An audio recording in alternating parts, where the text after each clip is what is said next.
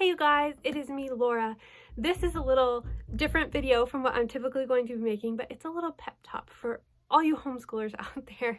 And this is something that's really near and dear to my heart. And this is the idea of seasons. And yes, there are the physical seasons, which may apply, but I'm talking more about seasons in life and how that's affected by our homeschool. I think it's easy for us as we study and as we learn and as we plan to attach ourselves to certain homeschool curriculum or philosophies or style, and we decide that that's how we want to do our homeschool. The kids are having fun with my husband.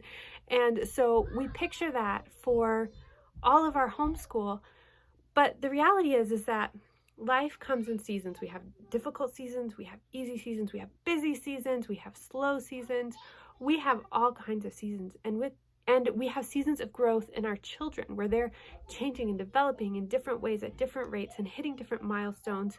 And I think it's easy for us to get stuck in one way of doing things and we feel like that's the right way or that's the way it has to be. But the beautiful thing about homeschooling is that it's flexible and it can change. Over the past year, we've had a lot of changes with our homeschool. We went from moving across country in our camper for several weeks. We had to homeschool small. We didn't have a lot of resources at our disposal.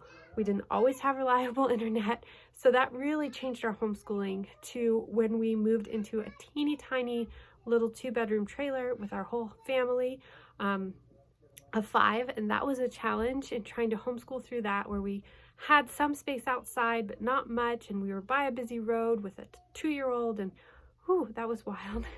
And then through the season of moving and the busyness of that and not wanting to lose the progress that we've made, not wanting to lose that family connection, but working on moving in and getting settled, all of that while the pandemic was going on, and then changing to a season where we had spring and we were outside so much of the time and did much of our schooling outside, and then a transition to a cold, snowy, many foot of snow winter. And it's all been changing, and every single one of those seasons looked a little bit different. We were still moving forward.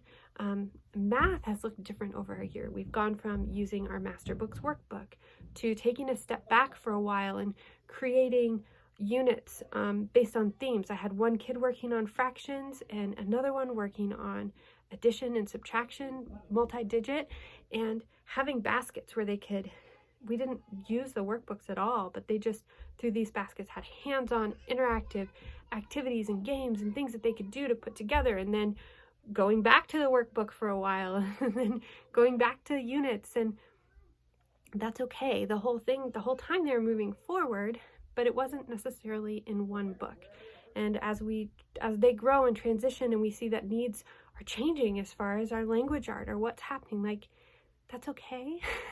You can move with that and go with that. There's no timeline. Kids are not, it's not like a cake that if there's a certain time that the cake is done and you have to get it out of the oven right then. Well, I mean, even think about a cake. If you get it out of the oven, like, different ovens bake at different temperatures, you've got different altitudes, lots of different factors into baking a cake. And if you always take the cake out at 50 minutes, you're going to sometimes have burned cakes.